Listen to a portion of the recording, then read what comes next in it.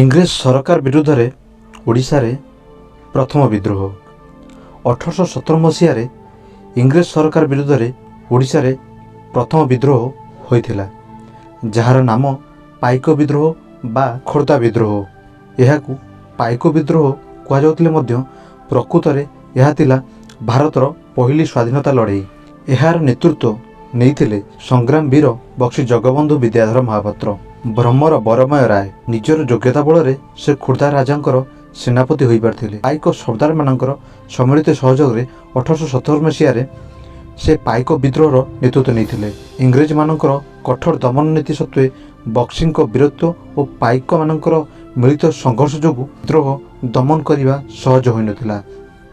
दीर्घ दिन धरी संग्राम चालू रखिया परे अनेक पाइक सरदार धरा पड़िले, दीपांतर दंड मध्य भोगिथिले।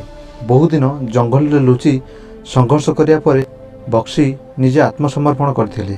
सिपाही विद्रोहर प्राय 40 वर्ष पूर्व 1817 मसीह ओडिशा रे पाइक विद्रोह संगठित होइतिला। वीर ओडिया पाइक माने सेमानंकर वीरत्वर पराकाष्ठा प्रदर्शन करी ओडिशा माटीरू गोरा फिरिंगी शासन मानंकु हटेवा निमंते तरबारी धरिया पई पाश्चात्यपद होई नथिले, जहा फल फिरिंगी शासन मेरुदंड भागी जाइतिला। किंतु पाइक माने निराश होइतिले, कारण विद्रोहर मुख्य गोपर करुणाकर सरदारों को बंदी करागला। कुजंगर नारायण, परमगुरु और कनिकार वामदेव पट्टपोखी दीपांतर दंड भोग कले एवं जयगुरु फांसी पाइले। विप्लवी बक्सी जगबंधु विश्वासघातकतार शिकार होई मृत्युवरण कले। परिशेष में मुकुंद देव बंदी होले।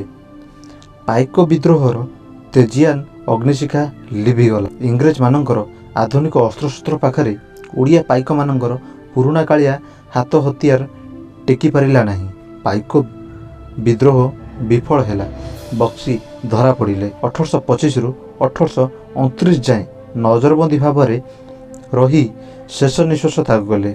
सेतेबेले से कटक रे जो अंचल रोहुतिले एबे ताकू बक्सी बाजार कह जाइछि।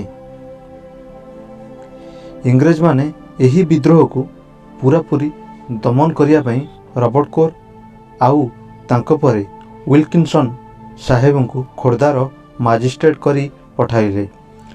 1819 रे इंग्रेज कंपानी घोषणा कला जे जो पाइक सरबराकार माने पाइक विद्रोह रे नेता साजिथिले सेमाने आसी निजर भूल मानिले क्षमा दिया जिवो, नचेत सेमानंकु कठोर शास्ति दिया जिवो।